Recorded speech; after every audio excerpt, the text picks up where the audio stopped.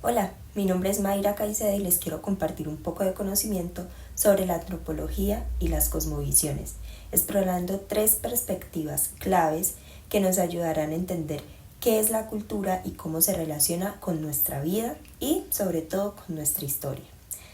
Comencemos con el gran Clifford Geertz y su enfoque sobre la cultura. Primero, el concepto semiótico de cultura para Geertz. El concepto de cultura es esencialmente semiótico. ¿Y qué significa esto? Sencillo, pues el ser humano está inserto en tramas de significación que él mismo ha tejido. Piensen en la cultura como una telaraña de sentidos. Este enfoque implica que la cultura es significado, no una fuerza abstracta o una conducta sin más. Por eso, el análisis de la cultura no puede ser una ciencia experimental, buscando leyes universales como la física. No, debe ser una ciencia interpretativa en busca de significaciones. El objetivo no es predecir, sino entender el sentido que la gente le da a lo que hace. Ahorita vamos con la segunda, la descripción densa. El objeto de la etnografía. Aquí entra un concepto crucial, la descripción densa. Para entenderlo, Geertz utiliza un ejemplo, el de guiñar un ojo. Una descripción superficial solo ve la conducta física, o sea, la rápida contracción de un párpado. Una descripción densa ve la acción simbólica. ¿Es un guiño de complicidad, una burla o simplemente un tic nervioso? El etnógrafo o el antropólogo debe desentrañar esta jerarquía estratificada de estructuras significativas.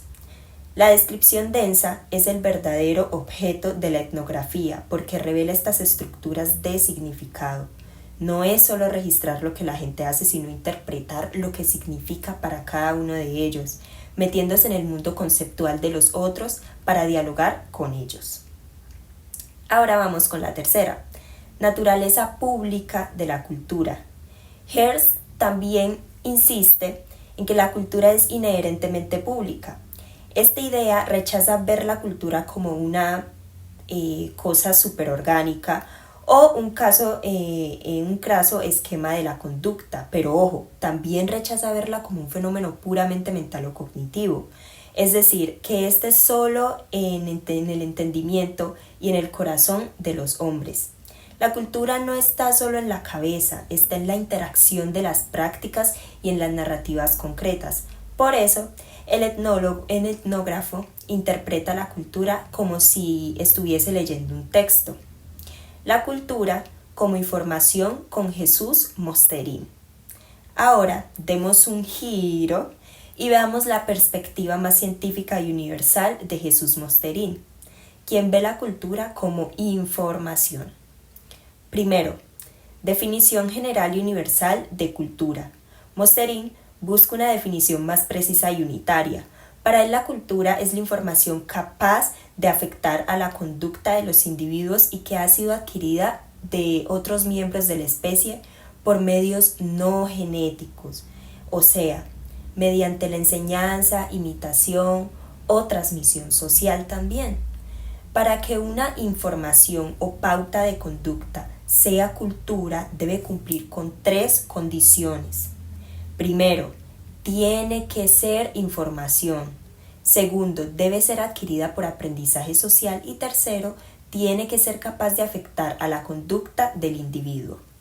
2. Natura versus cultura como canales de información. Mosterín hace una distinción clave entre natura y cultura basada en cómo se transmite la información. La naturaleza o la natura transmite información principalmente por el canal genético, o sea, el ADN.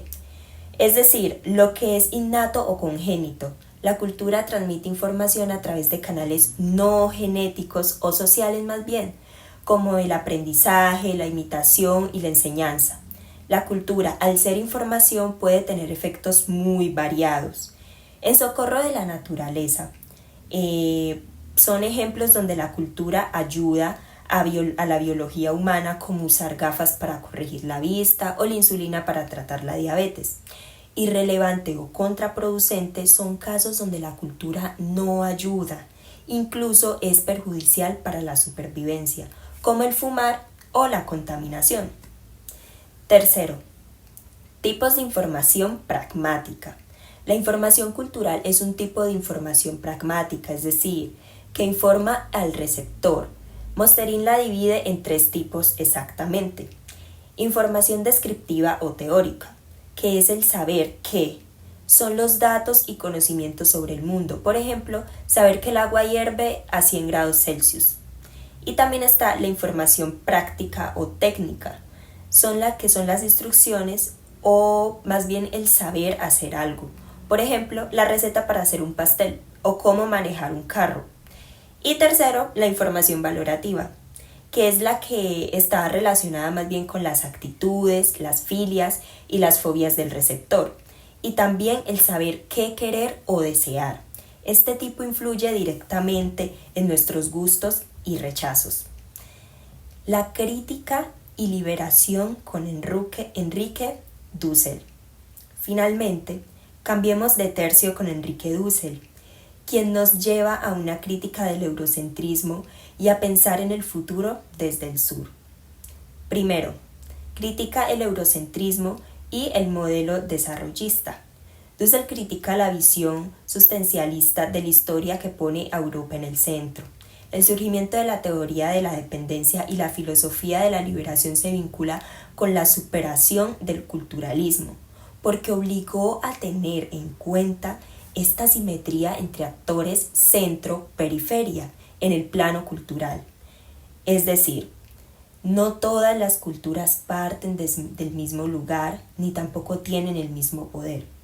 Y fue necesario considerar esta simetría porque las visiones eurocéntricas ocultan la dominación y la dependencia y el mito desarrollista implica que para ser desarrollado hay que modernizarse a la manera europea específicamente. Segundo, cultura popular y exterioridad. La filosofía de la liberación se articula en torno a la liberación de la cultura popular. Aquí, Dussel define pueblo en 2 niveles. Primero, pueblo alienado, B, que es el pueblo que está dominado, pero más bien que vive en la contradicción de lo aparente incierto en el sistema. Y el resto escatológico, C, que es la exterioridad alternativa de lo siempre distinto al sistema. Es la comunidad que anuncia más bien un futuro de justicia, el otro que clama justicia desde su posición utópica más allá de la totalidad del sistema. El proyecto de liberación debe partir de la cultura popular, porque ésta se concibe como la exterioridad alternativa, es decir, esta contiene más bien las prácticas y valores y el saber querer, o más bien el saber qué querer del oprimido, que está fuera de la lógica opresora del sistema dominante. Y tercero, la transmodernidad y el diálogo intercultural. Dussel propone la transmodernidad, que es un proyecto de civilización futura donde las partes negadas por la modernidad, o sea, las otras culturas, la periferia, la naturaleza y esas, dialogarían con la parte positiva de la modernidad, como la tecnología, pero con criterios distintos. Se diferencian de la posmodernidad, la cual es vista como una etapa final de la cultura moderna euronorteamericana, sin superar realmente el eurocentrismo.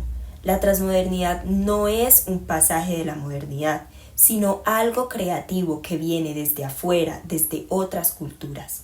Finalmente, propone el diálogo intercultural transversal, sur-sur. Este diálogo debe darse entre los creadores críticos de su propia cultura y no solo entre sus apologistas. La idea es que la crítica, la autocrítica y el encuentro desde la periferia, o sea, sur-sur, permitan construir un futuro un poco más simétrico. Y bueno, hasta aquí hemos pasado de la interpretación profunda de Hertz a la interpretación pragmática de Mosterin y a la crítica de la liberación de Dussel. 3 formas de entender la cultura que nos invitan a reflexionar sobre nuestro propio lugar en el mundo. Ahora es tu turno de reflexionar.